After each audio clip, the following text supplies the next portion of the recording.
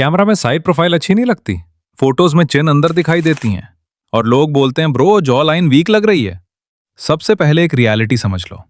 Richest चिन को completely change करना naturally possible नहीं होता, स्पेशली अगर बोन स्ट्रक्चर जेनेटिक्स की वजह से हो।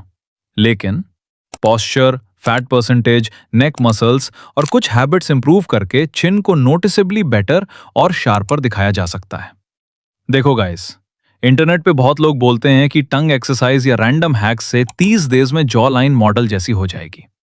रियलिटी इतनी सिंपल नहीं है। फेस का स्ट्रक्चर मोस्टली जेनेटिक्स और बोन ग्रोथ पे डिपेंड करता है। बट गुड न्यूज ये है कि तुम अपनी अपीयरेंस को नेचुरली काफी इंप्रूव कर सकते हो विदाउट सर्जरी, अगर सही चीजें करो। वीक एंड रिसेस्ड चिन होती क्यों है? सबसे पहले डिफरेंस समझो। वीक चिन मतलब चिन एरिया प्रॉपरली डिफाइंड नहीं लगता। रिसेस्ड चिन मतलब चिन थोड़ी पीछे की साइड होती है कंपेयर टू लिप्स या नोज। रीजंस हो सकते हैं genetics, mouth breathing, poor posture, extra face fat, weak neck muscles या जॉ अलाइनमेंट इश्यूज।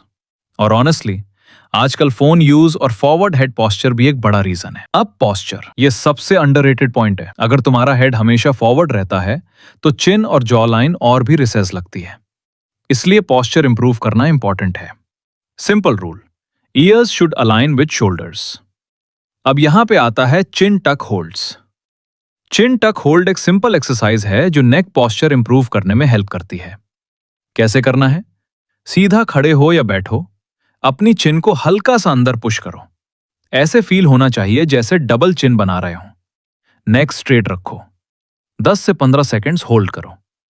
इसको 8 से 10 रेप्स करो। ये डायरेक्टली चिन को बड़ा नहीं करता, बट पॉस्चर इंप्रूव करता है, नेक अलाइनमेंट बेटर करता है और साइड प्रोफाइल क्लीनर दिखती है। कंसिस्टेंसी इंपॉर्टेंट है। अब नेक्स्ट पॉइंट, नेक ट्रेनिंग। स्ट्रॉन्ग नेक मसल्स जॉ एरिया को मोर मैस्कुलिन और डिफाइंड लुक दे सकते हैं। तुम नेक कर्ल्स, नेक एक्सटेंशंस और साइड नेक रेजेस कर सकते हो, लेकिन स्लोली स्टार्ट करना बिकॉज नेक सेंसिटिव एरिया होता है। वीक में 2 से 3 बार इनफ है। और याद रखो, नेक ट्रेनिंग तुम्हारी बोन स्ट्रक्चर चेंज नहीं करेगी, बट ओवरऑल लोअर फेस को स्ट्रॉन्गर अपीयरेंस दे सकती है। Braces can help in some cases. अब ब्रेसेस वाली बात, अगर तुम्हारी चिन रिसेस लगती है बिकॉज ऑफ बाइट इश्यूज या जॉ अलाइनमेंट प्रॉब्लम, तो ब्रेसेस हेल्प कर सकते हैं, specially over bite, crowded teeth या जॉ पोजिशनिंग इश्यूज में। लेकिन ब्रेसेस सिर्फ टीथ स्ट्रेटन नहीं करते, कभी कभी साइड प्रोफाइल भी इंप्रूव हो जाती है depending on the case. Best option, एक गुड ऑर्थोडोंटिस्ट से कंसल्टेशन लेना। इंटरनेट डायग्नोसिस पे ट्रस्ट मत करो। माउथ ब्रीदिंग बैन करो, ये बहुत इंपॉर्टेंट है। अगर तुम मोस्टली माउथ ब्रीदिंग करते हो, पॉस्चर खराब होती है, फेस पफी लग सकता है और जॉ लाइन लेस डिफाइंड लगती है। ट्राई करो nose breathing, specially during sleep and daily life. अगर नोज ब्लॉक रहती है कॉन्स्टेंटली तो ईएनटी डॉक्टर को दिखाओ।